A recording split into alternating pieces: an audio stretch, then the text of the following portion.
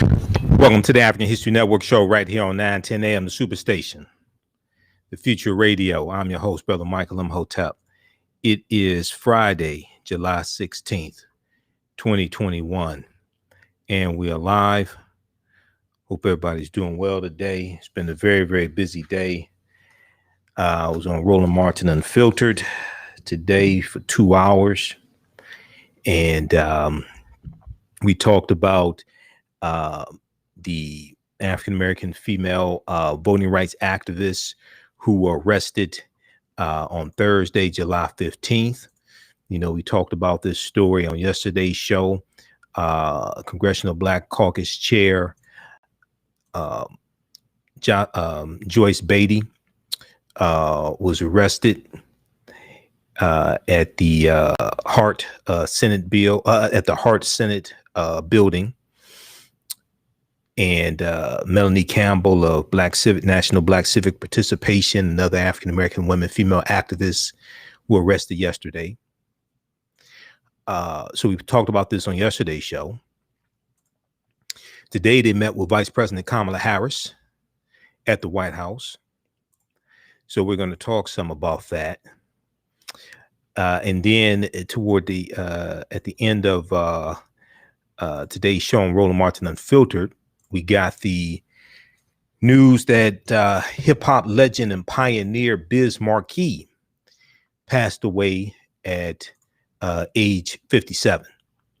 Okay, Biz Markie passed away at age 57. He had been in hospice for some time now, and he had type 2 diabetes as well. There was a story from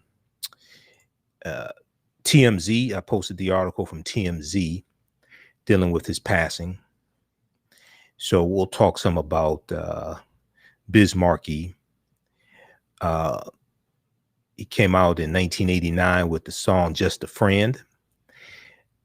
Hip hop celebrities are hip hop artists and celebrities are sending out their condolences. I was sharing on my Facebook page, the African History Network. I was sharing posts from DJ Spenderella from Salt and Pepper. And on Instagram, I was looking at posts from Big Daddy Kane, and others are sending their condolences out to Biz Markie's family. Passed away at age 57, the clown prince of hip hop. We first, so Roland talked about this on his show today. He confirmed it with Biz Markie's wife. TMZ has this story also. Black America Web. I shared the article from blackamericaweb.com as well, dealing with the passing of Biz Markie. So we'll talk some about that. And then also, civil rights pioneer Gloria Richardson passed away today as well at age 99. Civil rights activist Gloria Richardson. And there's a famous picture of her pushing away it was the National Guardsman with a rifle and a bayonet, and she pushes it away. It's a famous picture of her doing that from July 1963. So Gloria Richardson, civil rights activist, passed away today also at age 99.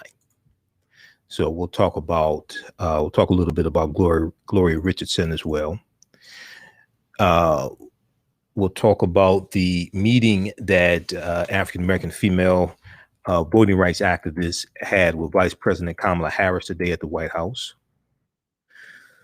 On our Sunday show, I'm going to share the excerpt of, we'll share a segment of Roland Martin Unfiltered from today. We'll share that on our Sunday show because Roland spoke with one of the women who was in the meeting with Vice President Kamala Harris today, Melanie Campbell of National Black Civic Participation.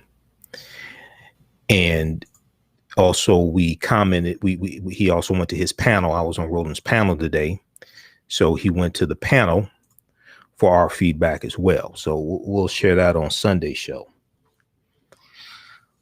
And all this is taking place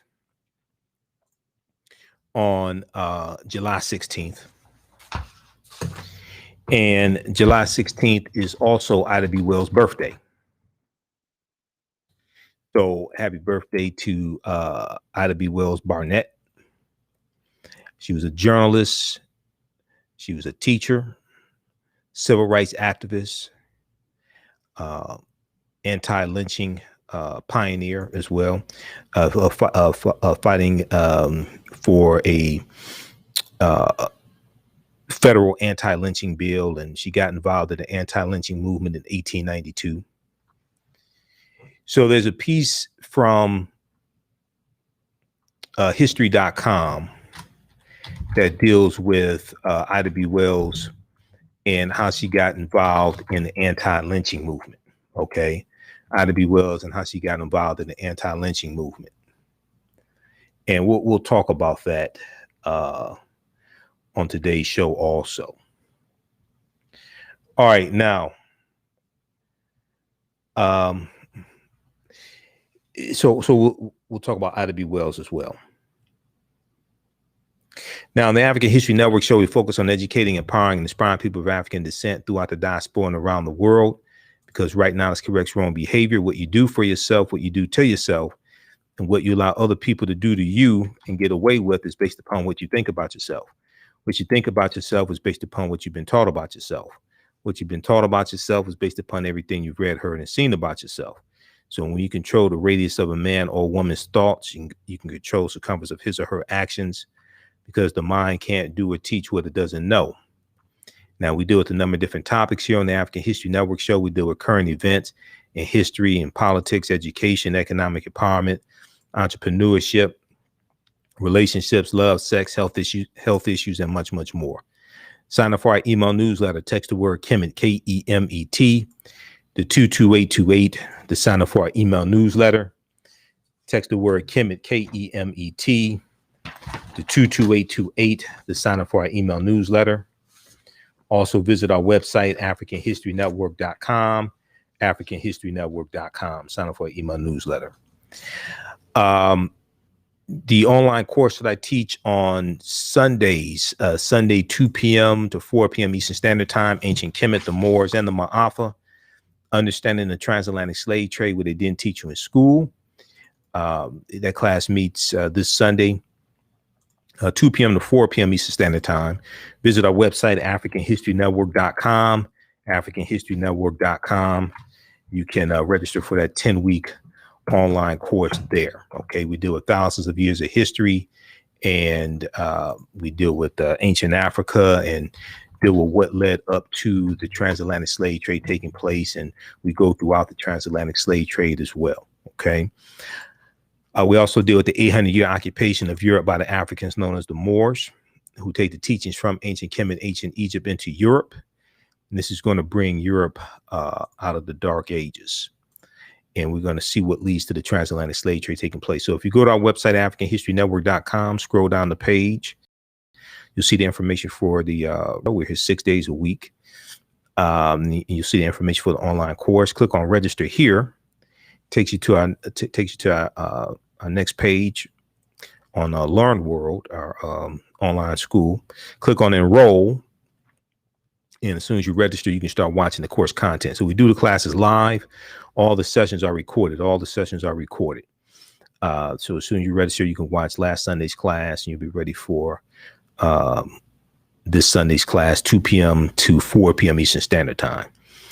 All right. We'll post a link here also so you can register for the course. Okay, I want to go to this first story here. Now, thegrio.com has a good article written by April Ryan. So we talked about this story yesterday, and we looked at the story from politico.com. If you missed Thursday's show, all these shows are archived at our Facebook fan page, The African History Network, The African History Network, and our YouTube channel, Michael Imhotep, Imhotep. And they're in audio podcast format. Also, download the iHeartRadio app, search for the African History Network show. But Politico had an article, Black Caucus chair arrested during protests in Capitol Complex. And they were nonviolent. They weren't like the domestic terrorists on January 6th. Okay. And most of them did not get arrested, even though many of them were beating up police officers and committing felonies and things like that and yelling, hang Mike Pence. Now, Congressional Black Caucus Chair, Representative Joyce Beatty, Democrat from Ohio, was among 9 protesters arrested Thursday afternoon, July 15th, who were calling on the U.S. Senate to pass voting rights legislation, chanting in the filibuster and let the people vote. The group marched into the Hart Senate office building, and what Representative Joyce Beatty said was an effort to send senators a message. Now, the group of around 20 people spent about 20 minutes in the building.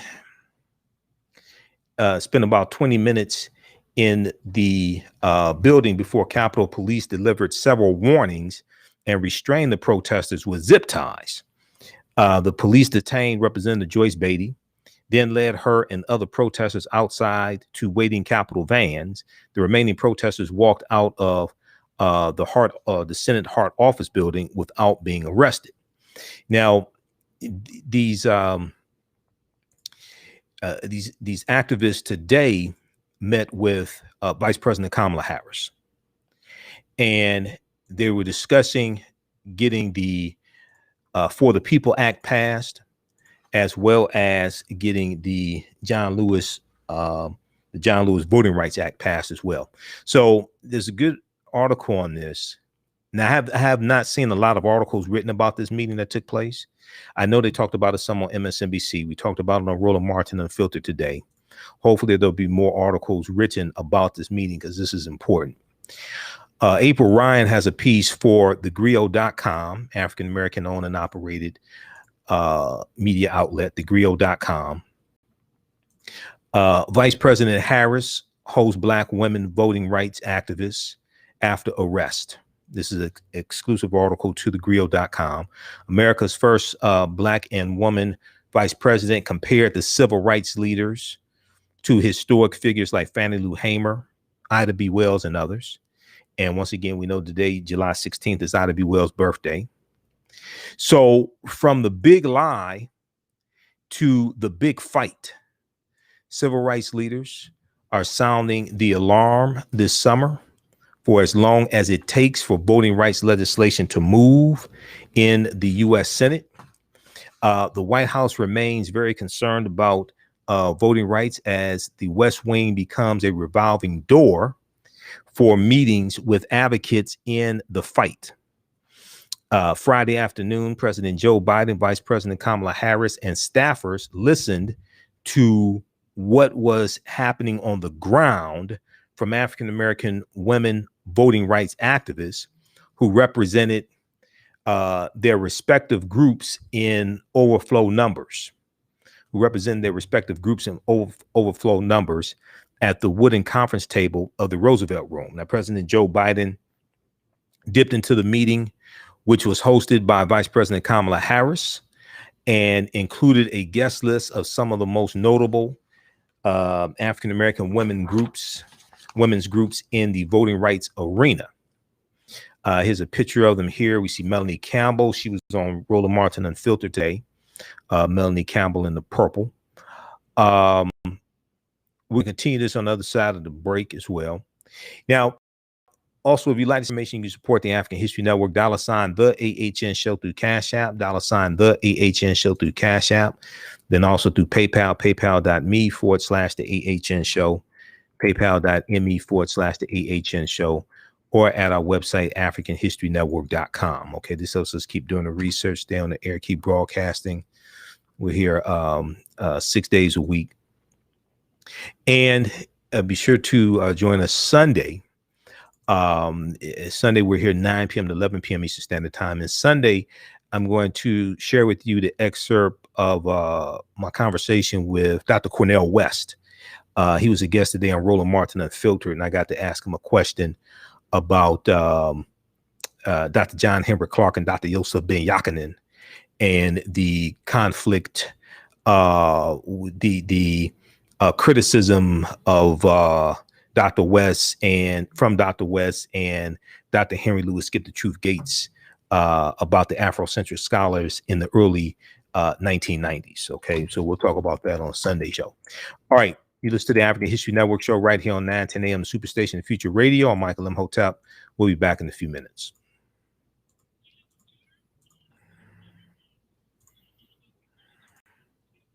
Stand by, everybody.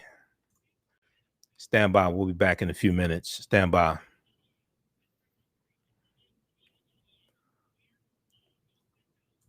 All right. This is our official Cash App account, $ the AHN show through Cash App, $ the AHN show through Cash App, and also through PayPal. And then it'll say Michael and show my picture there. Stand by.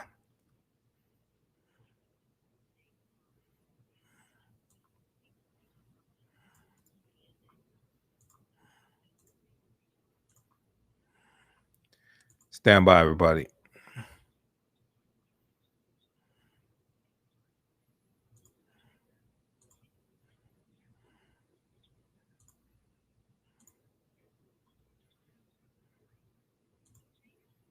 We're back from break in 3 minutes.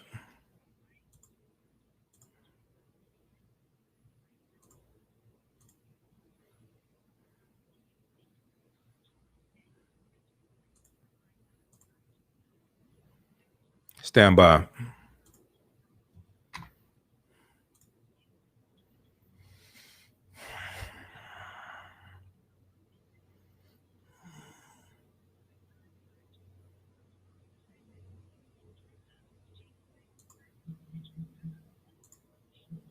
What the hell is it? Stand by.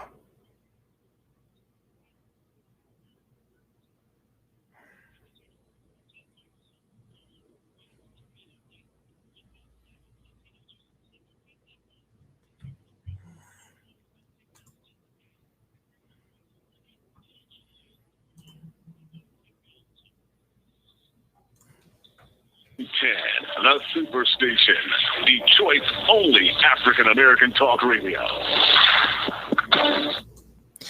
Welcome back to the African History Network show right here on 910 a.m. Superstation, the Future Radio. I'm your host, Brother Michael Imhotep. It is Friday, July 16th, 2021, and we are live. Calling number is 313-778-7600 is the calling number if you have a question or comment. 313-778-7600 is the calling number if you have a question or comment. All right. Right before the break, we were talking about the meeting that Vice President Kamala Harris had today with African American voting rights activists, African American female voting rights activists. So we're going to go to that here in just a minute. I want to, I just sent you this clip, Ed. So when we get that queued up, we'll talk a little bit here about Biz Markie. So there's a article here from TMZ. They were one of the first ones to break the news. Roland Martin broke the news also on Roland Martin Unfiltered today. So we'll share some of those comments on our Sunday show. Okay, because he went to his panel and I was on the panel. We talked some about Biz Markie. But if we look at this piece here from TMZ, Biz Markie dead at 57. And we know we've lost a number of hip hop artists over the past few months. Everybody from DX to Black Rob. We know Shabba-Doo from the Breaking movie. It's been a number of people who we've lost. Now, rapper Biz Markie, most famous for his iconic hit "Just a Friend," has died after a series of complications from diabetes. that he's been fighting for more than a year. TMZ has confirmed. A family source tells us Biz Markie passed away in a Baltimore hospital at 6:25 p.m. Friday night. We're told his wife, Tara Hall, held his hand as he took his last breath. Okay, held his hand as he took his last breath. Now we know that a few weeks ago, we know there was an article from Revolt TV, and there was a rumor that Biz Markie had passed away. He had not passed away. He was in hospice care, but he was still alive. Okay. But he has been confirmed by his wife. And yes, he has passed away. Okay. So let's see. Let's get that up. Okay. Now, a family source tells us that Biz Markie passed away in a Baltimore hospital. At 6:25 p.m. Friday night. We're told his wife, Tara Hall, held his hand as he took his last breath, and the nursing staff was there to support his family, telling them how strong he was through the fight. Now, a representative for Biz Markie tells us, quote, "We are grateful for the many calls and prayers of support that we have received during this difficult time.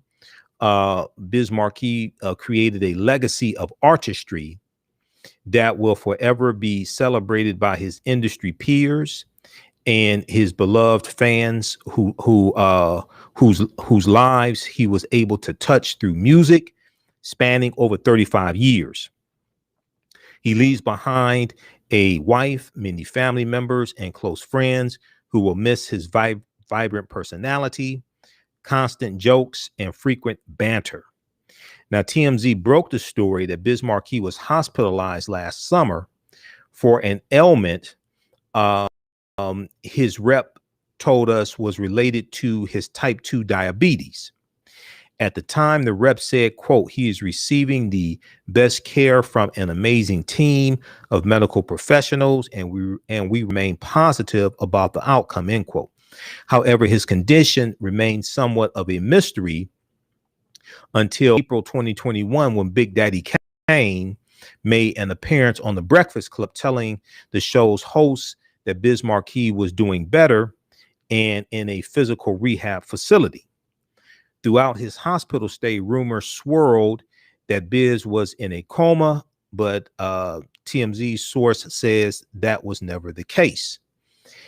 So in an outpouring of support from the hip hop world, and people are sharing pictures of. I was on Instagram looking at people sharing pictures of them with themselves with Biz Markie, whether they're in the industry or everyday people. I'm looking at a post I shared from DJ Spenderella, a Salt and Pepper fame, but Salt and Pepper fired her, but I still like Spenderella anyway. They did her wrong. If we look at this post here from DJ Spenderella, then we're going to go to the clip, Ed. We'll go to the clip here from Roland Martin Unfiltered. Then we'll go to the phone lines. Let's look at this here from DJ Spenderella. She said, "This one really hurts." Okay, so she shows her with Biz Markie, and we'll get some other responses on social media from some celebrities as well. There was some posts. Let me see. There was a post that Roland Martin shared. We shared that on our Facebook fan page, the African History Network, as well. Let me flip over to that. Okay, so we continue to lose hip hop royalty, and a lot of these artists who are passing away are under 60 years old. Black Rob was like 50, 51. I think same thing with DMX, right around that age as well. If we look at, let me see here.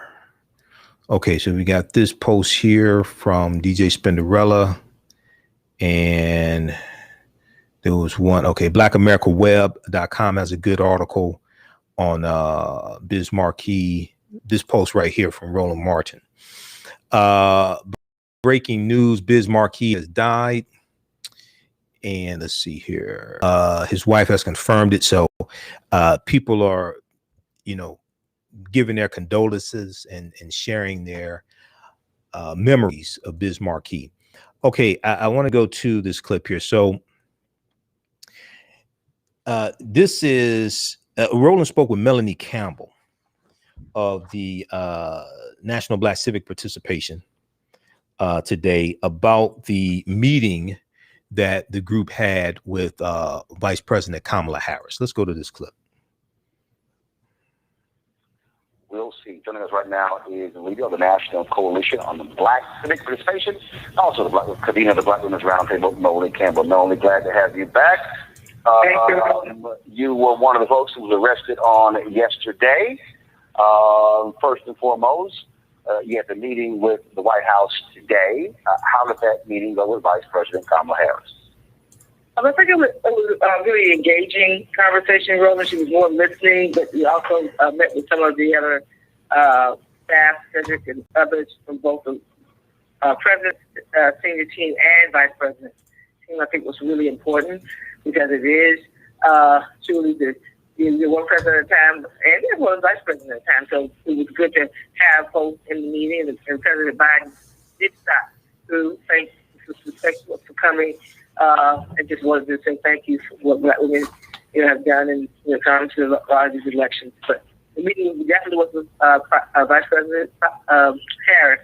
A little worn down, Roland, so I apologize if I'm a little loose tonight. But yes, so it was engaging. We spent a lot of time really talking. We had some sisters who were in our delegation who have worked in that White House.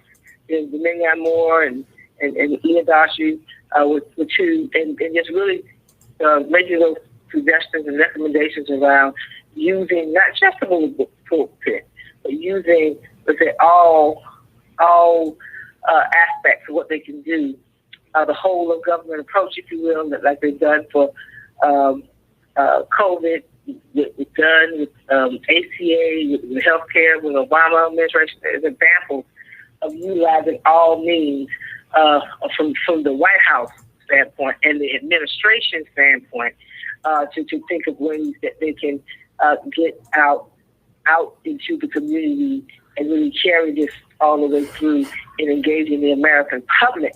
And as Black women, and thank you for all you do is put the story out there and for being there with us all day in that heat, as well as when we get our direct action. Intergenerational, multi-movement of sisters and brothers who came there to make out. I played that soundbite from Latasha Brown where she said, look, this is not the end. What took place yesterday is the beginning, that there's going to be more of this. There's going to be more action. And, when President Biden was in Tulsa, he said he called on external forces to do more. But the reality is folks like you and Latasha and Mika Mallory and others, they've done more. This is where the president must use the persuasive powers of that office to lean on these Democrats to do what's right, because what we are looking at are efforts by Republicans to literally steal elections all across the South. Yes, and we won't have a democracy. We'll have one party. We end up having a situation of not having federal voting rights reform and done because of the redistricting that's about to take place. Well, we had folks from your home state of Texas who were there from the Texas delegation, the Texas Legislative Black Caucus, stopped by our Speak Out that was at United Methodist building yesterday, and so we know that we are in this country is in a state of crisis, but we're not functioning that way with what is actually it's not there yet. have to engage the movement on this, so that, as I said at the beginning, yes, we're doing it because what's happening with Black people, but it's really the whole country is in trouble, and folks need to know they have to raise their voices and challenge these senators to just lead. That's all we ask you to lead. It's not leading to hide behind a filibuster. You know, that's a process. That's part of the legislative process. That when time say it's time to change it, so you can get some work done. Nobody. I don't believe the people of West Virginia sent Manchin there to just hide behind that. But I don't live in West Virginia, so the people of West Virginia are going to have to really challenge this and speak up. They sent him to Washington D.C. No, one of the things that as we look at that video that being from yesterday's action. And it is important for people to understand, why this matters. There's somebody who's watching right now, and they're saying, "Hi, you got these black folks," and like this is the point I think right here where the cops were telling us we had to get back. People are saying, "All right, I see these actions," but to remind people, those checks that went out yesterday. For child tax credits, yes. Those checks don't go out if Democrats don't control the Congress. Exactly. Those checks don't go. The PPP, additional PPP dollars, all those things don't happen unless you have like-minded people who are in office passing the legislation. And so, for the people who out here who say, man, this vote doesn't matter, you can't get public policy changes unless you change the politicians. Poly is the root word of both of those, politicians and policy. It's the bottom line, Roland. I mean, we took. Can you still hear me? Yeah, we got you. I thought it was popping up on my Skype. But look, folks were elected last year, and we risked our lives, a lot of us, to be out there, and many others, to be out there, helping to mobilize, and the people who showed up to vote. And so it's just, the reality is that if redistricting goes down the way, there's going to be a lot of folks in the House that won't be back. And I foresee this, if the House goes down, it's surely the responsibility to say it. But it's nonpartisan. I'm just saying, when it comes to the shift of power that took place last year, it's easily shift right back next year. And that was, in my personal thing, I think that was correct because people voted for change, they voted for justice, they voted for, I would not tell you, we knew there would always be backlash when there's forward progress for black folks. There's always a pushback. But I would not tell you that I saw that crystal ball that said that it would be this.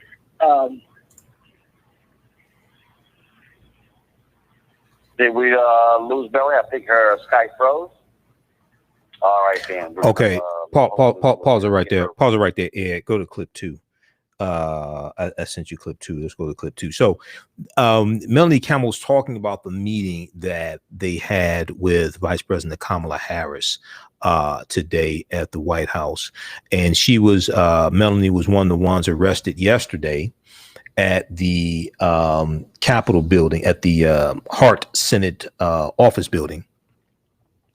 If we look some more at this article here from thegrio.com while we get clip number 2 queued up. So the White House is said to be, now this is an excellent article written by April Ryan for thegrio.com. The White House is said to be serious about voting rights and trying to build momentum by continuing its efforts to bring national attention to controversial voting bills passed by Republicans in over a dozen states. And is actually, I think it's 18 states now. Now, we know Vice President Kamala Harris was here in Detroit this past Monday as part of a listening tour, talking to activists and things like this, dealing with voting rights. If we look at this here, okay, so 18 states, 61 restrictive voting bills moving through 18 states right now. And let me see how many have passed. 28 restrictive new voting laws have already been passed this year. 28 restrictive new voting laws already passed this year. We know there's been a total of about 389 bills that are being pushed by Republicans in 48 states. We see 61 restrictive voting bills moving through 18 states right now. Let's go quickly here to the phone lines. Let's go to line one. We have who is this? Jerry, line one. Jerry, welcome to the African History Network show. Tell us where you're calling from.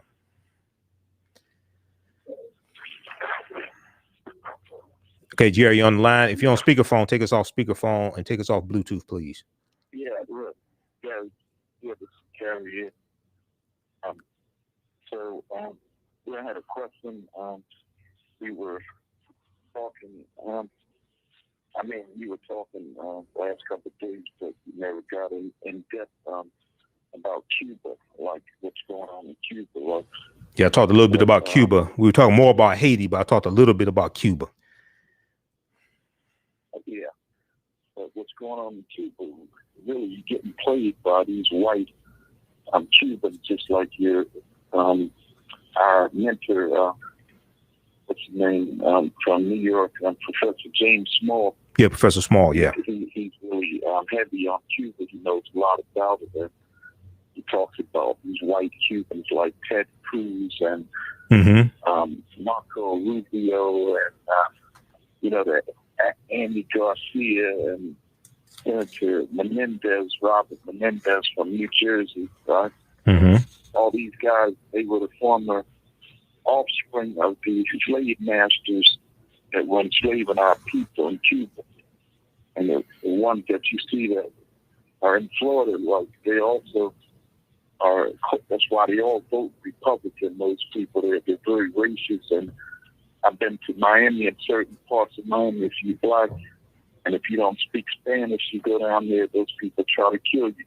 They're the same ones that's out there protesting right now, and it's hypocrisy because if they really, the United States is the cause of the suffering of the Cuban people more so than any other factor, as far as them not getting medicine and the embargo that they have had in place.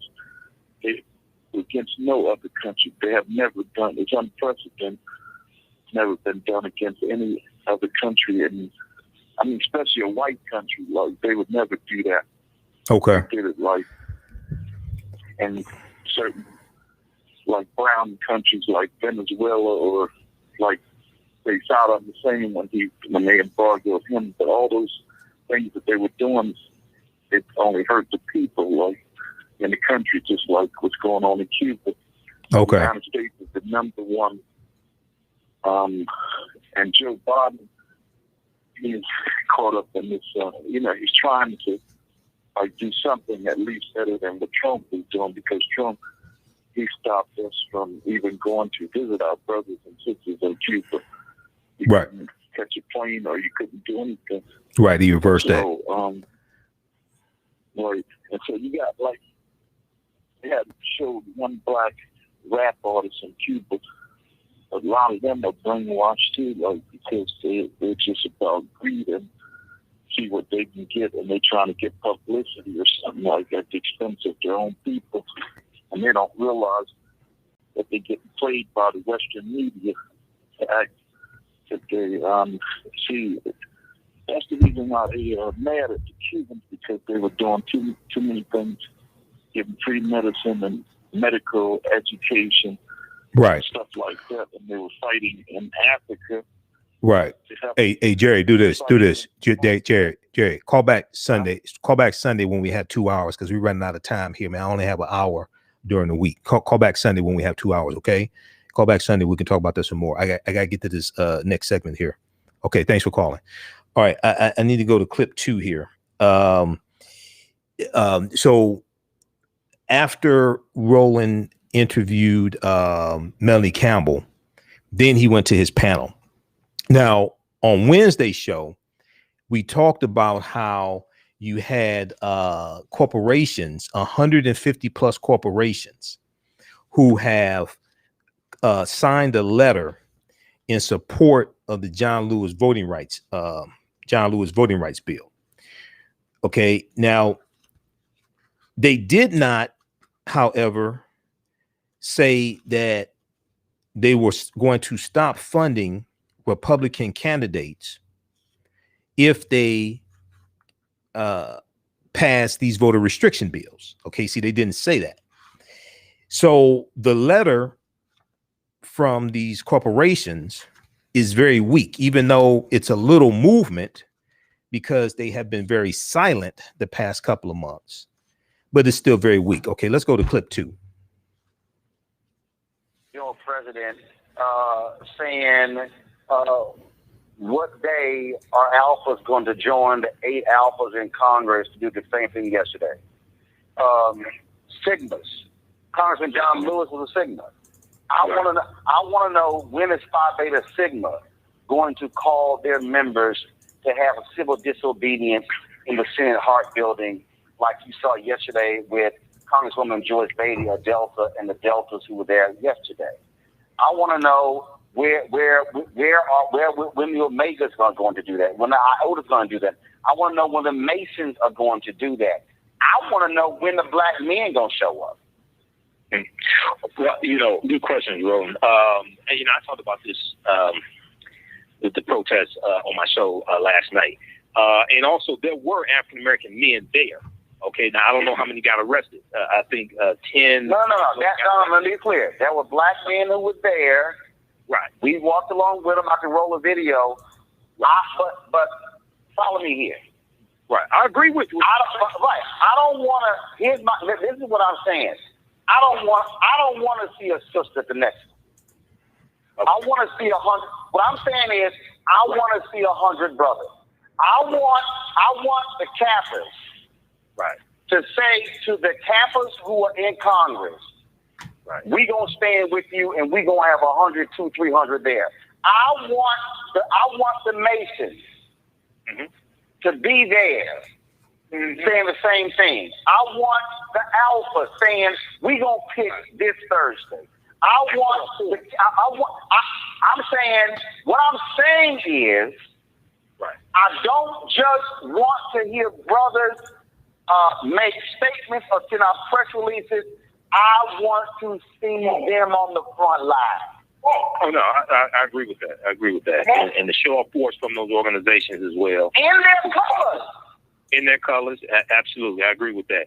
It's a few things. I talked about this on my show last night. The first question I asked is, why were these sisters arrested and domestic terrorists on January 6th were arrested?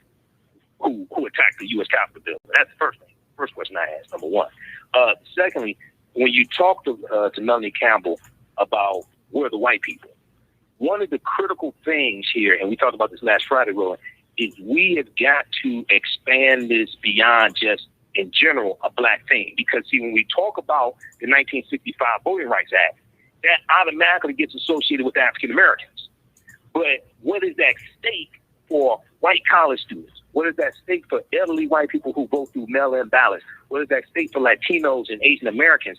Largely in this conversation is not talked about. So we have to expand that conversation beyond that and have that outreach to those different groups that are also affected.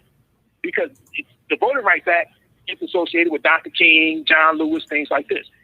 Secondly, you talked about this here. I talked about it on my show Wednesday. 150 plus corporations signed onto a letter supporting the John Lewis Voting Rights Act. But what they didn't say is, any Republicans that vote for these voter restriction bills, we're not going to give you any more funding. That's what I'm saying. Your letter don't mean a damn thing if you keep sending a check. Exactly. So now look at this. Compare the stance from corporations that they took Wednesday in that letter, and that's a little start, but we got to go harder.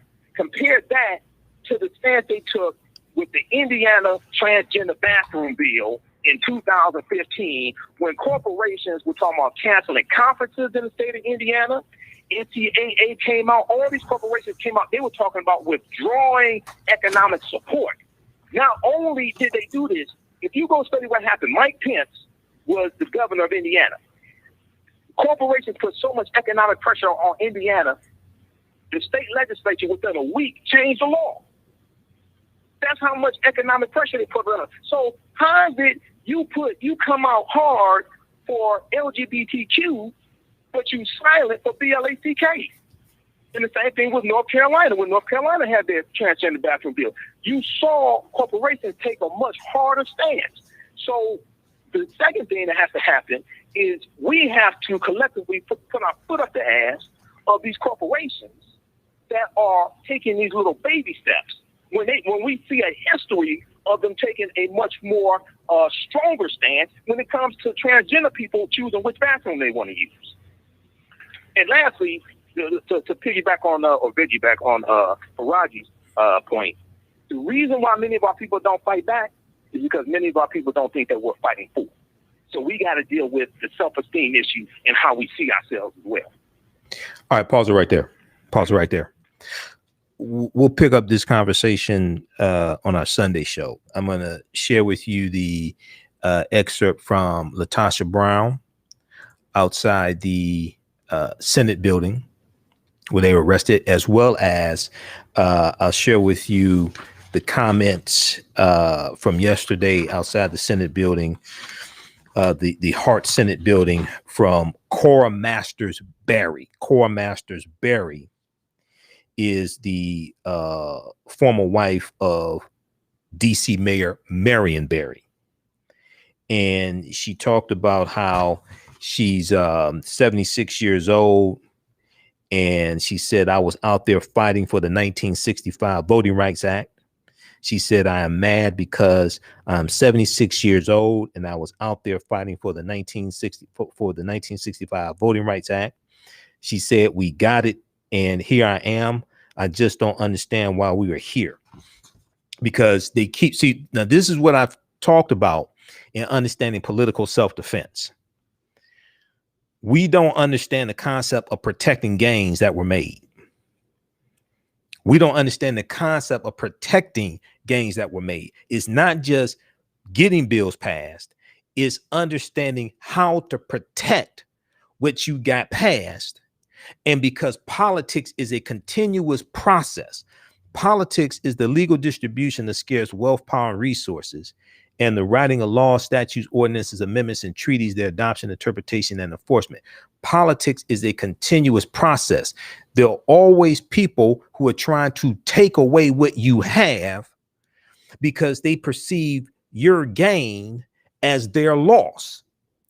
So it's not always about what someone can do for you. It's also about understanding how to block and stop what people are trying to do to you.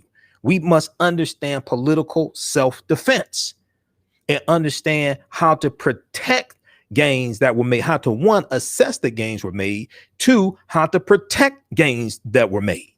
This is something that most people don't understand. All right, so we'll talk about that some more on Sunday's show. Now, we were talking about Biz Markie, and we'll talk a little bit more here about Biz Markie. Passed away at age 57. Hip hop legend, DJ, actor, the clown prince of hip hop, Biz Markie. I want to go back to this piece here from TMZ. Let's go back to this here. Okay, so Biz Markie, the Washington Post has a good article about Biz Markie, Black America Web as well. We'll talk some more on our Sunday show. We're here for 2 hours on Sunday. And I don't think I'm really going to go into overtime. I did 2 hours on Roland Show. Today, I'm here for this show. I've got to teach 2 classes this weekend, one Saturday and one Sunday, online classes. So I have a lot of work to do. Now, born in Harlem, Biz Markie made a name for himself nationally and internationally in 1989 when his single Just a Friend became a top 40 hit in multiple countries and went platinum. Okay, I was watching some of that video today. The rapper's career took off after that. He acted, did comedy, DJ'd, and produced music.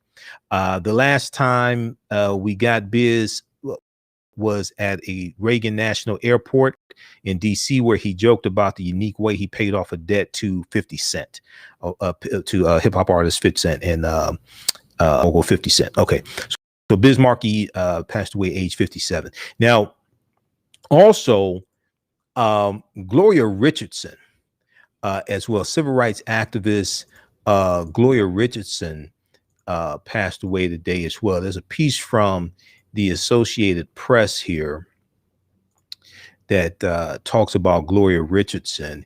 Many people have seen this iconic photo of Gloria Richardson. This is from July 1963. Gloria Richardson, an influential yet largely unsung civil rights pioneer, whose determination not to back down while protesting racial inequality was captured in a photograph as she pushed away the bayonet of a National Guardsman. She has passed away at age 99. Okay. And this photo is from July 21st, 1963. Gloria Richardson, head of the Cambridge Nonviolent Action Committee, pushes a National Guardsman's bayonet aside as she moves among a crowd of African Americans to convince them to disperse in Cambridge, Maryland. Gloria Richardson, an influential yet largely unsung civil rights pioneer, whose determination not to back down while protesting racial inequality, was captured in a photograph. Okay. Now, Taya Young, her granddaughter, said Gloria Richardson died in her sleep Thursday in New York City and had not been ill. Taya Young said while her grandmother was at the forefront of the civil rights movement, she did not seek praise or recognition. Okay. She said she did it because it needed to be done, and she was a born leader. All right. Okay. We're out of time here on 910 AM Superstation WFDF. If you'd like this type of information, you can support the African History Network, $ the AHN Show through Cash App, $ the AHN Show through Cash App, also through PayPal, paypal.me/the AHN Show. Those watching on Facebook and YouTube, we're going to keep going for a couple more minutes. We'll talk a little bit about Ida B. Wells. Right now, it's correct wrong behavior. It's not over till we win. Wakanda forever. And we'll talk to you Sunday. Peace.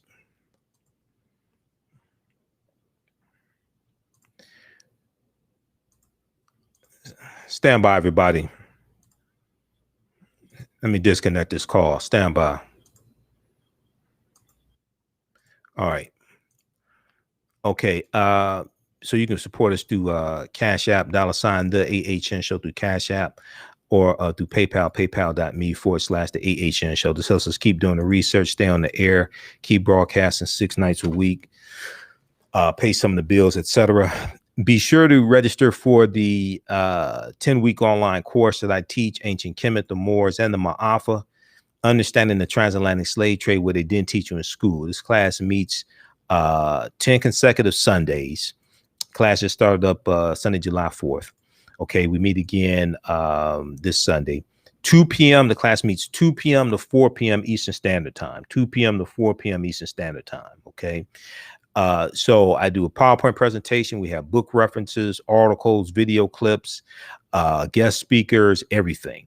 We do the class live. All the sessions are recorded. We deal with thousands of years of history and what led up to the transatlantic slave trade taking place. So right on the homepage of our website, scroll down, click on register here, then click on enroll. You'll see the information. You'll see it there. As soon as you register, you can start watching the content. Okay. And you can join us live in class. If you miss any of the class, you can go back and watch it over and over again. It's archived. Even after the 10-week course is over with, you still have access to the archived content. You can go back and watch the classes. All right. So we deal with ancient Africa, ancient Kemet, ancient Egypt, Nubia, Ethiopia, the 800-year occupation of Europe by the Africans known as the Moors. We deal with what leads up to the transatlantic slave trade taking place. We deal with the African presence in the Americas going back tens of thousands of years. And I reference Dr. David Imhotep's book, The First Americans Were Africans, Documented Evidence. The First Americans Were Africans, Documented Evidence. He actually spoke to our class on June 12th. Okay, so when you register, you'll also get the content from the class, the Saturday class that I'm teaching. And that Saturday class, we have classes 1 through 10 archived, so you can watch that as well. Okay, you can watch that content also. Okay, now I have a new class that I'm putting together in the next day or so. We'll upload it so you can register for this new class. This new class is going to meet on Saturdays afternoon, probably about 3 p.m. It's going to be a 10-week course. It's going to look at history from 1865 through 1965, up until about 1970. So we'll look at about a 100-year period of time, from the end of slavery through Reconstruction, 1865, 1877, Jim Crow era, Plessy versus Ferguson, 1896, Grandfather Clause, 1898, Mississippi State Constitution, 1890, Williams versus Mississippi, U.S. Supreme Court case, 1898, which challenges the poll taxes and literacy tests of the Mississippi State Constitution. U.S. Supreme Court rules that it does not violate the Constitution, those poll taxes and literacy tests. Other states are going to adopt similar laws in their state constitutions. We'll go through World War I, World War II. We'll go through the Great Migration, 1915 to 1970. We'll go through the Civil Rights Movement, Emmett Till, Montgomery bus boycott, Student Nonviolent Coordinating Committee, SNCC, Nation of Islam, Malcolm X, Dr. King, Black Panther Party for Self-Defense, Kwame Ture. We'll go through history, and each class will look at approximately a 10-year period of time. So we can see how we got here and see these historical events that took place that got us to where we are today, and understand the laws and policies that were put in place, and understand these historical events, these movements, etc. Okay. So that's going to, we'll have that ready where you can register for that in a couple of days. That's going to be a 10-week online course. If you're interested in that course, email me at AHNshow@AfricanHistoryNetwork.com, AHNshow@AfricanHistoryNetwork.com. So as soon as I have that uploaded so you can register for it, I'll email you. That class will be $80. And all the content will be archived. Also, we'll do it live. It'll be archived as well. Okay, very quickly here. Today is Ida B. Wells' birthday also. Okay, Ida B. Wells Barnett. And there was a article here from blackpast.org about Ida B. Wells. There's also one from history.com, which deals with how she got involved in the anti-lynching movement. We'll probably talk some about that on Sunday. But if we look at this here quickly, Ida B. Wells Barnett. So activist and writer Ida B. Wells Barnett first became prominent in the 1890s before she brought international attention to the lynching of African Americans in the South.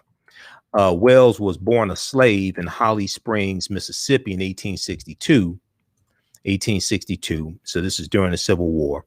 At the age of 16, she became primary caregiver to her 6 brothers and sisters when both of her parents succumbed to yellow fever. After completing her studies at Rust College, where her father had sat on the board of trustees before his death, Ida B. Wells divided her time between caring for her siblings and teaching school.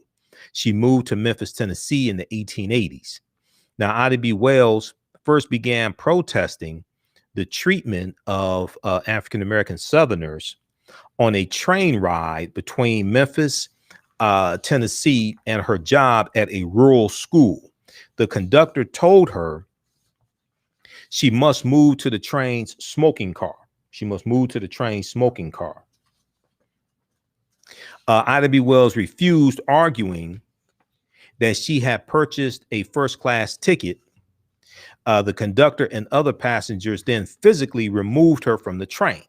So this is like Rosa Parks before Rosa Parks. This was Ida B. Wells. Ida B. Wells returned to Memphis. She hired a lawyer and sued the Chesapeake and Ohio Railroad Company. Okay, the Chesapeake and Ohio Railroad Company. Now, the court decided in her favor, awarding Ida B. Wells $500. The railroad company appealed, and in 1887, the Supreme Court of Tennessee, 1887, the Supreme Court of Tennessee reversed the previous decision and ordered Ida B. Wells to pay court fees. Now, using the pseudonym Iola, I-O-L-A, Ida B. Wells began to write editorials in Black newspapers that challenged the Jim Crow laws in the South. She bought a share of a Memphis newspaper, the Free Speech and Headlight newspaper, there in Memphis, Tennessee, and used it to further the cause of African-American civil rights. Now, after the lynching of 3 of her friends in 1892, that's known as the Moss Store murders in Memphis, Tennessee, 1892, Ida B. Wells became one of the nation's most vocal anti-lynching activists. Kevin McDowell, Thomas Moss, and Henry Stewart owned the People's Grocery Store in Memphis, Tennessee. But their economic success angered the white owners of a store across the street. On March 9th, 1892, a group of white men gathered to confront McDowell, Moss, and Stewart. During the ensuing scuffle, several of the white men received injuries, and authorities arrested the 3 African-American business owners. A white mob subsequently broke into the jail, captured Calvin McDowell, Thomas Moss, and Henry Stewart, and lynched them. Now, incensed by the murders of her friends, Ida B. Wells launched an extensive investigation of the lynching.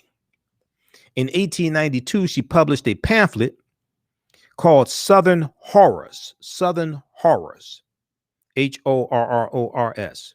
which detailed her findings. Through her lectures and books, such as A Red Record in 1895, Ida B. Wells countered the quote-unquote rape myth used by lynch mobs to justify the murder of African Americans. Through her research, she found that lynching victims had challenged white authority or had successfully competed with whites in business or politics. They had challenged white authority. She found many lynching victims had challenged white authority or had successfully competed with white men, basically in business or politics. As a result of her outspokenness, a mob destroyed the offices of the Free Speech newspaper and threatened to kill Ida B. Wells. Ida B. Wells fled Memphis, Tennessee, determined to continue her campaign to raise awareness of Southern lynchings. Ida B. Wells took her movement to England and established the British Anti-Lynching Society in 1894. She returned to the U.S. and settled in Chicago, Illinois, where she married attorney and newspaper editor Ferdinand L. Barnett in 1895. 1895 is also the year that Frederick Douglass died.